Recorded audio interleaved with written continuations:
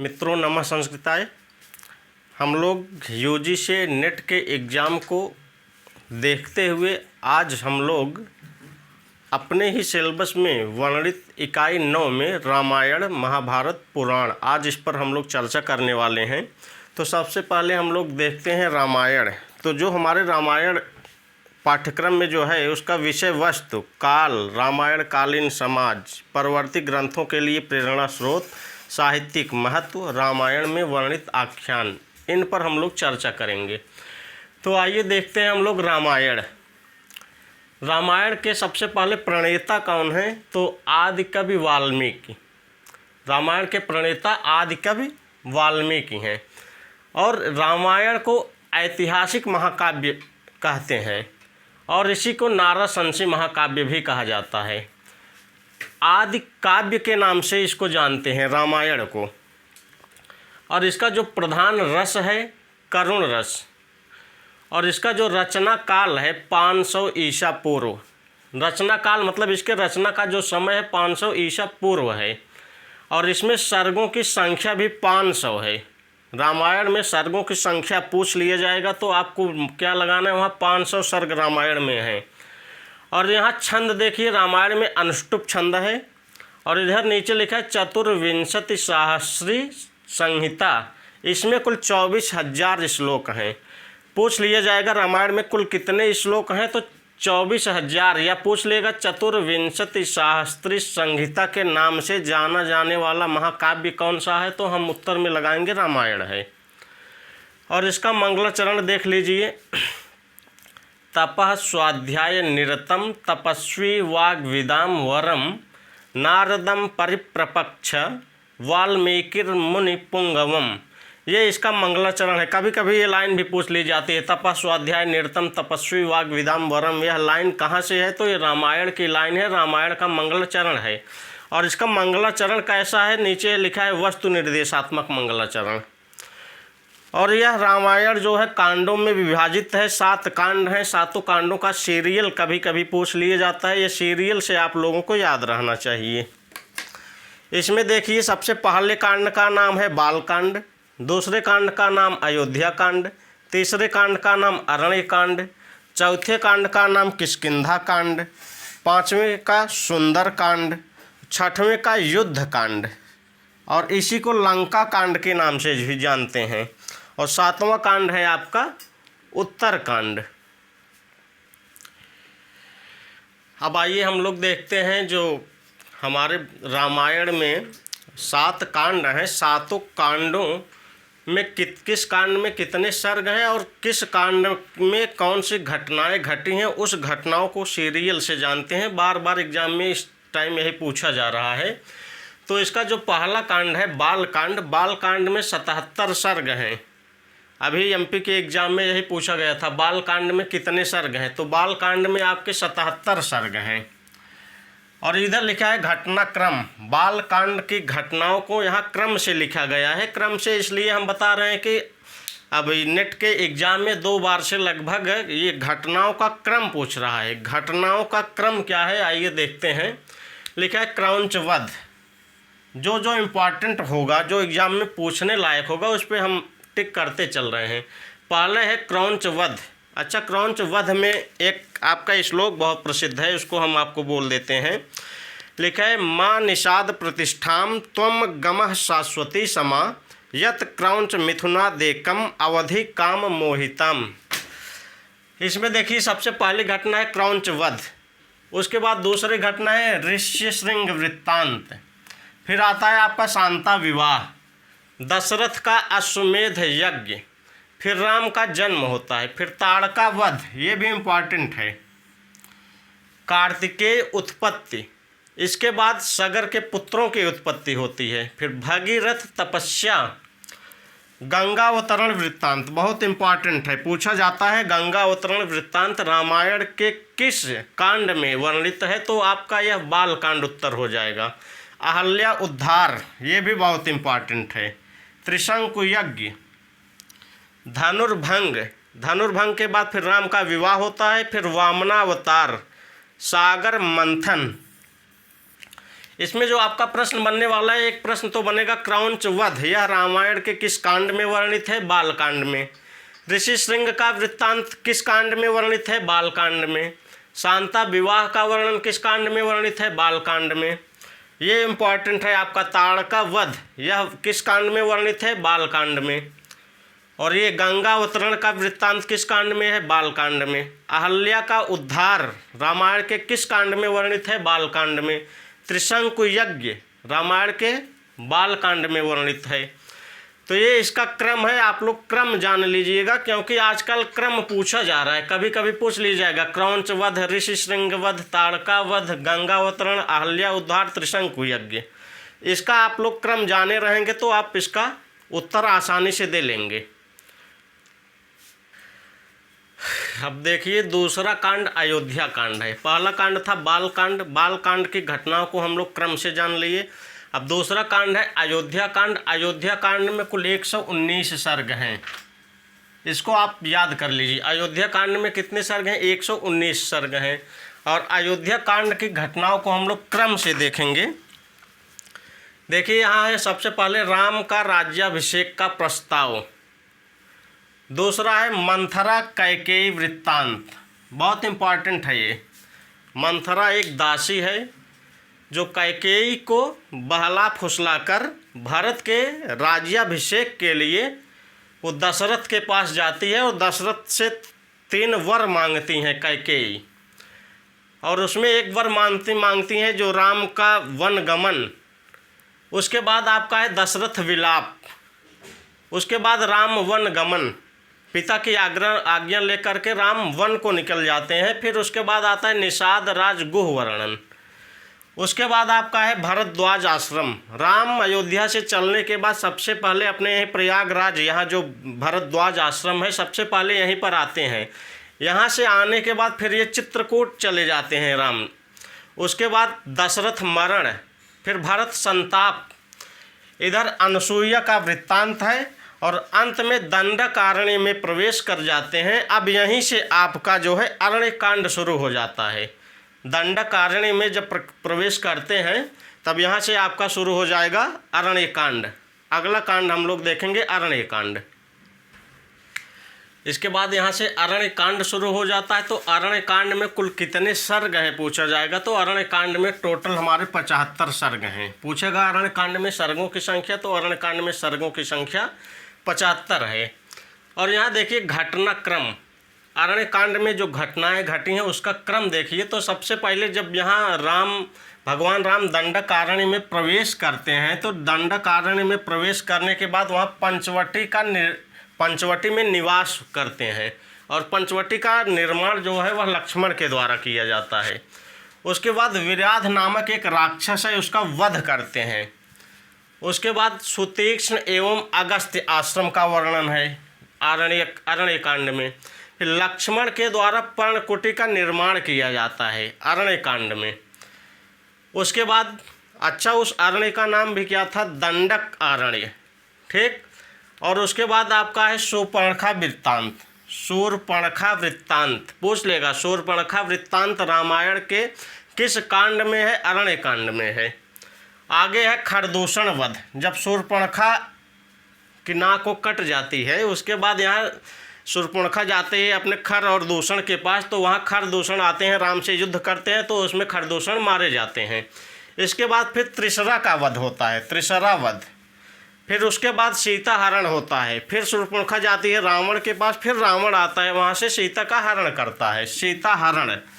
उसके बाद जटायु वध। जटायु वहाँ से आता है सीता को बचाने के लिए, तो रावण के द्वारा उसके पंख को काट लिया जाता है। फिर राम भगवान आते हैं, तो वहाँ जटायु का वध राम के द्वारा किया जाता है। केवल रावण आता है, उसके पंखों को काट के चला जाता है, तब वह हाय राम ऐसे करते रहता है। तो फिर भगवान राम आते हैं, तो यही जटायु बात बताता है कि रावण जो है वह सीता का हरण करके लेके गया है।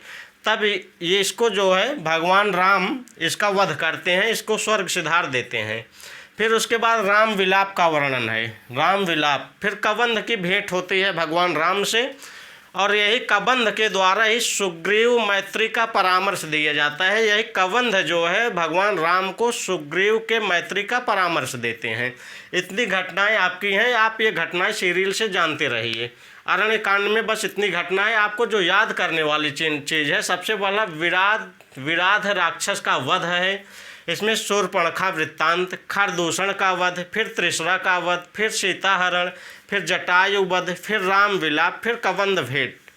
ये आपका सीरियल याद रहेगा तो आपका एग्जाम में काम हो जाएगा। इसके बाद देखिए चौथा कांड किष्किंधा कांड है। रामायण का चौथे कांड का नाम है किष्किंधा कांड। किष्किंधा कांड में कुल कितने सर्ग हैं? 67 यानी कि 67 सर्ग हैं। और रामायण का यह सबसे छोटा कांड है। प्रश्न पूछ लेगा रामायण के 7 कांडों में सबसे छोटा कांड कौन सा है? आपका उत्तर होगा किष्किंधा कांड। इसकी घटनाओं का क्रम देखिए। इसमें सबसे पहले पंपा सरोवर का वर्णन खूब पूछा जाता है एग्जाम में। पंपा सरोवर का वर्णन किस कांड में है? किष्किंधा कांड में है। इसके बाद की घटना है हनुमान द्वारा सुग्रीव मैत्री।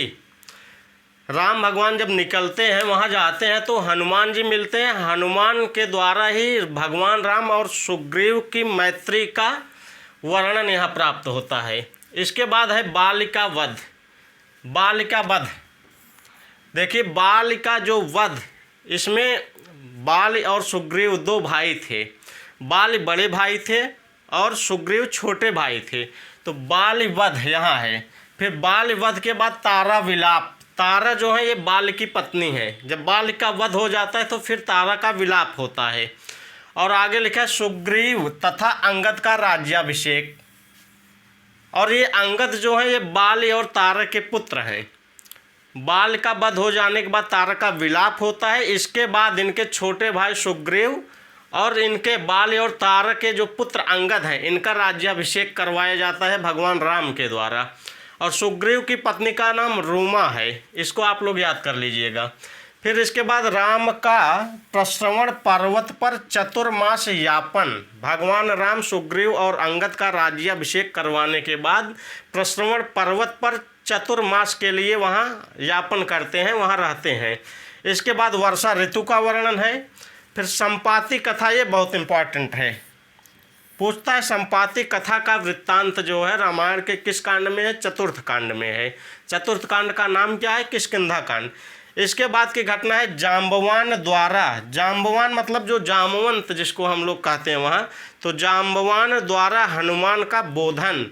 जामवंत ही हनुमान को याद दिलाता है जब वो घटना घटती है, लक्ष्मण शक्ति उक्ति लगती है, तो ये जामवंत के द्वारा ही हनुमान को अपने ही शक्ति का ज्ञान नहीं था। वो मतलब उनके पास उड़ने की जो शक्ति है, जहाँ समुद्र पार और करने की बात चलती है, तो वहाँ सब लोग कहते हैं कि कैसे जाएंगे कैसे नहीं, तो वहीं जामवंत हनुमान को ज्ञान दिलाता है आप में तो उड़ने की भी शक्ति है, आप उड़ के उस नदी के समुद्र के उस पार जा सकते हैं। तो यहाँ जाम्बवान द्वारा हनुमान का बोधन कराया जाता है, हनुमान के ज्ञान का बोधन कराया जाता है। इसके आगे देखिए 5वें कांड का नाम है सुंदर कांड। 5वें कांड का नाम क्या है? सुंदर कांड। सुंदर कांड में कुल सर्गों की संख्या कितनी है? 68। सुंदर कांड में सर्गों की संख्या है 68। और इसके घटनाओं का क्रम हम लोग देखते हैं। जब वहाँ इसके पहले वाले सर्ग में हम लोग, इसके पहले वाले में जो सुंदर कांड में आया था वहाँ ना आपका, तो इसके पहले जो जामवंत के द्वारा हनुमान को क्या उनके ज्ञान का अवबोधन कराया जाता है, तब वहाँ से हनुमान जी सीधे क्या लिखा है यहाँ? हनुमान का लंका प्रवेश। हनुमान जी जब वहाँ जामवंत के द्वारा उनको उनके ज्ञान का अवबोधन कराया जाता है कि आप में उड़ने की शक्ति है, तब हनुमान जी वहाँ से उड़ करके सीधे लंका में प्रवेश करते हैं, समुद्र को पार करके लंका में प्रवेश करते हैं।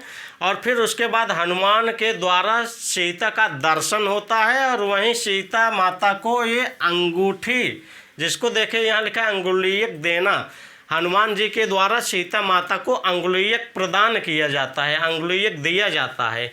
फिर इसके बाद की घटना है विभीषण द्वारा दूतवध का निषेध। रावण की सभा बैठती है, उसमें जो है इसमें हनुमान जी को बंदी बना करके लाया जाता है, तो वहाँ रावण के द्वारा सेनाओं को आदेश दिया जाता है इसका वध कर दिया जाए। फिर वहाँ विभीषण रोक देता है रावण को, तो ये घटना आ जाती है विभीषण द्वारा दूत वध का निषेध। पूछेगा विभीषण द्वारा दूत वध का निषेध रामायण के किस कांड में है? सुंदर कांड में है। फिर इसके बाद जब विभीषण के द्वारा रोक दिया जाता है, दूत वध का निषेध कर दिया जाता है, इसके बाद रावण आज्ञा देता है कि इसकी पूंछ में आग लगा करके छोड़ दीजिए। तो उसकी पूंछ में जब आग लगा दी जाती है तो उसी से भगवान हनुमान जी पूरी लंका को जला देते हैं। तो इसके बाद की घटना है लंका दहन। ये लंका दहन हो जाता है। इसके बाद ये चंद्रोदय वर्णन ये किस स्थान पे है इसका क्लियर नहीं है हम लोग को, ये सीरियल इसका नहीं है। बाकी ये घटनाएं जो लिखी गई ये सारी सीरियल घटनाएं हैं। और ये घटना आप जानते रहिए चंद्रोदय वर्णन ये किस सर्ग में है, किस कांड में है? आपका ये सुंदर कांड में है। और इसमें देखिए हनुमान के पराक्रम का वर्णन है। तो इस प्रकार सुंदर कांड के नायक के रूप में कौन जाने जाते हैं? हनुमान जी जाने जाते हैं। प्रश्न पूछेगा सुंदर कांड का नायक कौन है? आपको हनुमान लगाना है। हनुमान जी सुंदर कांड के नायक हैं। हम लोग 5 कांड की घटना देख चुके हैं, अब हम आगे 6वें कांड की घटना देखेंगे। इसके बाद 6वें कांड का नाम है युद्ध कांड। युद्ध कांड को लंका कांड के नाम से भी जानते हैं। पूछेगा युद्ध कांड को और किस नाम से जानते हैं? लंका कांड के नाम से जानते हैं। युद्ध कांड या लंका कांड में कुल कितने सर्ग हैं? 128 सर्ग हैं। 128 सर्ग हैं और यह सबसे बड़ा कांड है। पूछेगा रामायण के 7 कांडों में सबसे बड़ा कांड कौन सा है? युद्ध कांड या लंका कांड। युद्ध कांड को ही लंका कांड के नाम से जानते हैं। इसमें सर्गों की संख्या कितनी है? 128 सर्ग, सबसे बड़ा कांड है। इसके घटनाओं का जो क्रम है सेतु बंध का निर्माण भगवान राम के द्वारा समुद्र पर सेतु बंध का निर्माण किया जाता है। इसके बाद लंका में प्रवेश करके भगवान राम के द्वारा रावण का वध किया जाता है। फिर रावण के वध के बाद विभीषण का राज्याभिषेक राम जी के द्वारा करवाया जाता है। इसके बाद राम का सीता सहित अयोध्या वापस आना। जब वहाँ विभीषण का राज्याभिषेक करवाने के बाद सीता सहित राम का अयोध्या वापस आना, उसके बाद यहाँ राम राज्याभिषेक, ये आपका बहुत लोग ये सोचते हैं राम राज्याभिषेक ये अयोध्या कांड में आना चाहिए, जबकि ऐसा नहीं है। ये राम का राज्याभिषेक आपका किस कांड में है? युद्ध कांड में। ये घटना बहुत इंपॉर्टेंट है। पूछेगा राम का राज्याभिषेक किस कांड में वर्णित है? तो ये आपका युद्ध कांड या लंका कांड में वर्णित है। अब राम के राज्याभिषेक होने के बाद अब इसके बाद की जो घटना घटेगी वो सब उत्तर कांड में आएगा। तो 7वें कांड का नाम है उत्तर कांड। उत्तर कांड में सर्गों की संख्या क्या है? 111 सर्ग हैं। उत्तर कांड में कितने सर्ग हैं? 111 सर्ग हैं। और इसमें घटने वाली जो घटनाएं हैं देखिए, सीताभिषेक लोकापवाद बहुत इम्पॉर्टेंट है। इसके बाद राजा नृग, उर्वशी, वशिष्ठ, ययाति आख्यान, ये प्रश्न पूछे जाने लायक है। राजा नृग, उर्वशी, वशिष्ठ, ययाति आख्यान रामायण के किस कांड में वर्णित है? तो अंतिम कांड यानी कि उत्तर कांड में वर्णित है। फिर लवकुश जन्म चरित्र, इला पुरुरवा आख्यान खूब पूछा जाता है एग्जाम में। इला पुरुरवा आख्यान रामायण के किस कांड में वर्णित है? उत्तर कांड में वर्णित है। फिर राम के द्वारा अश्वमेध यज्ञ का अनुष्ठान किया जाता है। इसके बाद शंबूक का वध खूब एग्जाम में पूछा जाता है। शंबूक वध रामायण के किस कांड में वर्णित है? रामायण के 7वें कांड यानी कि उत्तर कांड, अंतिम कांड में शंबूक का वध वर्णित है। फिर सीता का पाताल प्रवेश होता है। उसके बाद राम का महाप्रस्थान और विष्णु के तेज में समाहित हो जाना। इतनी घटनाएं हैं। रामायण की जो घटनाएं हम लोग सीरियल से जानेंगे, इसमें सबसे पहले हम लोग पहला कांड जो था आपका बाल कांड, अयोध्या कांड, अरण्य कांड, इनकी घटनाओं को ज़्यादा पूछने की संभावना है।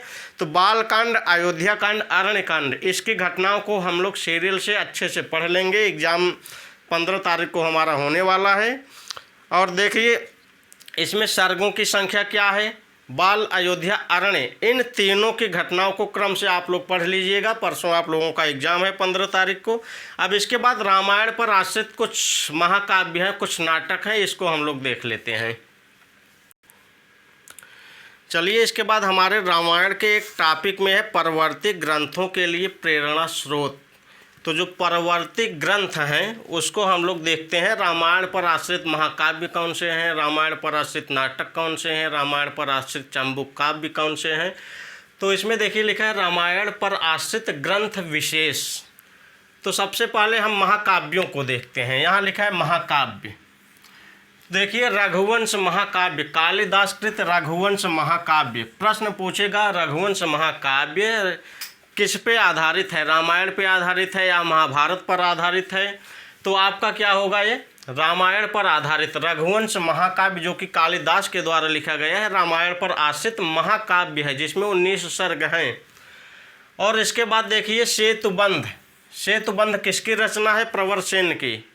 आजकल रचनाओं की परंपरा चली आ रही है, रचनाएं खूब पूछी जा रही हैं। सेतुबंध किसकी रचना है, प्रवर सेन की है। कैसा ग्रंथ है, या महाकाव्य है। किस पे आधारित है, रामायण पर आधारित महाकाव्य है। इसके बाद है जानकी हरण। जानकी हरण किसकी रचना है, कुमारदास की। जानकी हरण क्या है, महाकाव्य है। किस पे आधारित है, रामायण पर आश्रित है। इसके बाद है रावण वध, जिसके लेखक है महिम भट्ट। इसी रावण वध को भट्ट काव्य के नाम से भी जाना जाता है। भट्ट काव्य किसकी है, महिम भट्ट की।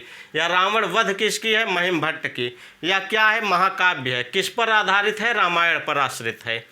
इसके बाद रामायण मंजरी खूब पूछी जाती है। रामायण मंजरी के लेखक रचनाकार कौन है, क्षेमेंद्र हैं। रामायण मंजरी के रचनाकार क्षेमेंद्र हैं। रामायण मंजरी किस पर आश्रित है, रामायण पर आश्रित ग्रंथ है, ये महाकाव्य है। इसके बाद रघुनाथाभ्युदय। रघुनाथाभ्युदय किसकी रचना है, वामन भट्ट बाण की।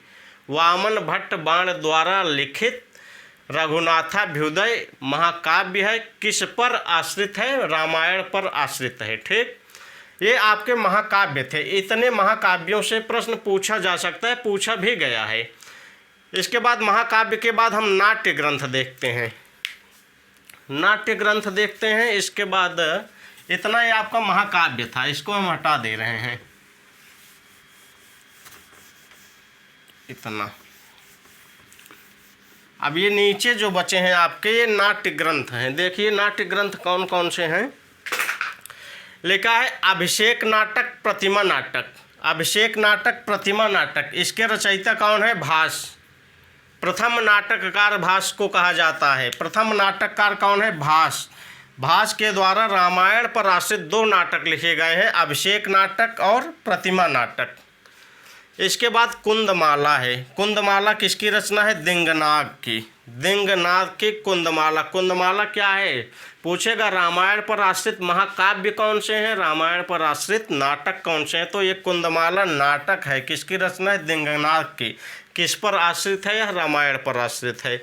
फिर ये 2 रचनाएं बहुत प्रसिद्ध हैं, महावीर चरितम और उत्तर रामचरित। ये भवभूत की रचना है। महावीर चरित किस पर आधारित है, रामायण पर। उत्तर रामचरितम किस पर आधारित है, रामायण पर आधारित है। किसकी रचना है, भवभूत की रचना है।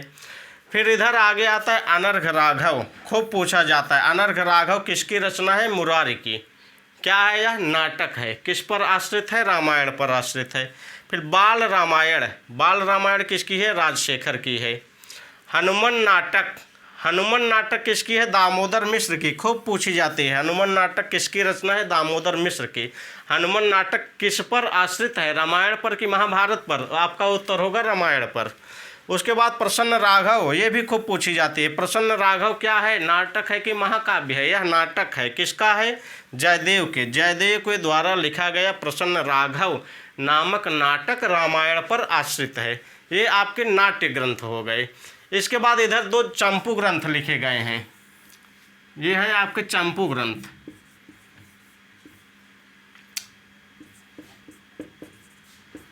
पूछेगा रामायण चंपू किसकी है, भोज की है। रामायण चंपू भोज की है। किस पर आश्रित है, रामायण पर आश्रित है। फिर उत्तर चंपू। उत्तर चंपू किसकी है, वेंकटाध्वर की है। यह भी किस पर आश्रित है, रामायण पर आश्रित है। तो ये था आपका रामायण से संबंधित जो प्रश्न आपके एग्जाम में बनने वाले हैं। इस वीडियो को आप लोग देखिएगा और इसको अधिक से अधिक शेयर करिएगा, क्योंकि 15 तारीख को एग्ज़ाम है। जितने ज़्यादा से ज़्यादा लोगों का फ़ायदा हो जाए उतना ही ठीक है। तो ये था रामायण। अब इसके बाद हम लोग महाभारत का वर्णन करेंगे, फिर पुराण का जो कुछ प्रश्न पूछा जाता है उसको हम लोग चर्चा करेंगे। ठीक है, आज के लिए इतना ही।